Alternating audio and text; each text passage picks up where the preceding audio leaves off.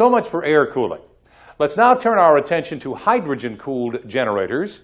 When the unit size increases above, say, 100 megawatts, hydrogen cooling is normally employed. There are several advantages to using hydrogen as a cooling medium instead of air. Hydrogen is less dense than air, and consequently the windage loss, that is, friction loss due to rotation of the rotor, is considerably reduced. Hydrogen has a much greater capacity to absorb heat than air. Therefore, it is a better cooling medium. The generator operates in a very clean atmosphere.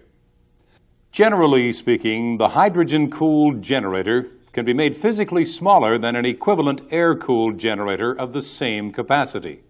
Therefore, on the larger capacity generators, it is more economical to install a hydrogen-cooled system, even though this entails a much more complicated installation.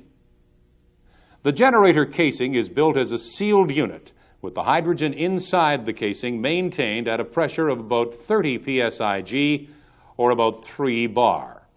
Not all units operate at the same hydrogen pressure, so make sure that you know the operating conditions for your particular unit. Actually, the higher the hydrogen pressure, the greater the cooling effect, and consequently the power output of the generator can be increased. The hydrogen is circulated within the generator by shaft-mounted fans, similar to the arrangement for air-cooled generators. The heat picked up by the hydrogen is extracted by passing the gas through water-cooled heat exchangers. Some adjustment of cooling water flow through the hydrogen coolers may be necessary to maintain the optimum temperature for the hydrogen gas. This is normally performed automatically. As the hydrogen is maintained at a positive pressure inside the casing, there is no possibility at all of air entering from outside. This is a distinct advantage, as it ensures that the generator internals operate under ideal, clean conditions. On the other hand, the presence of hydrogen under pressure does have a slight negative factor, that is, the loss of hydrogen by leakage. Leakage could conceivably occur through joints in the casing, particularly around the terminal bushings, but the most likely area is through the shaft seals, and we'll talk more about this in a moment. Generally speaking, the loss of hydrogen is very small, but this still needs to be compensated. Makeup hydrogen is added through an automatic pressure regulator, which is set to maintain the desired internal hydrogen pressure. The hydrogen manifold may be fed from hydrogen bottles or perhaps from a hydrogen tank installed in the plant. In order to prevent hydrogen leakage around the shaft, hydrogen seals are fitted inboard of the bearings at each end of the generator.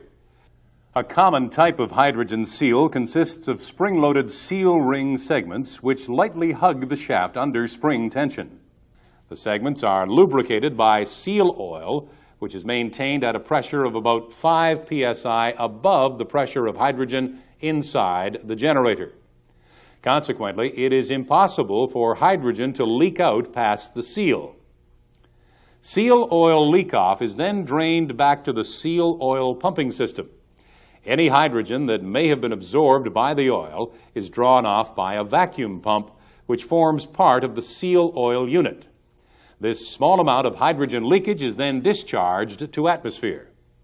The seal oil pumping system is a very important part of the generator operation. It must be placed in operation before the generator starts to rotate on turning gear and then maintained in service at all times. A decrease in seal oil pressure will be alarmed, and the operator must take immediate action to rectify the situation. Usually, a standby seal oil pump is installed, and in addition to this, a DC emergency pump is provided in case of the loss of AC auxiliary power.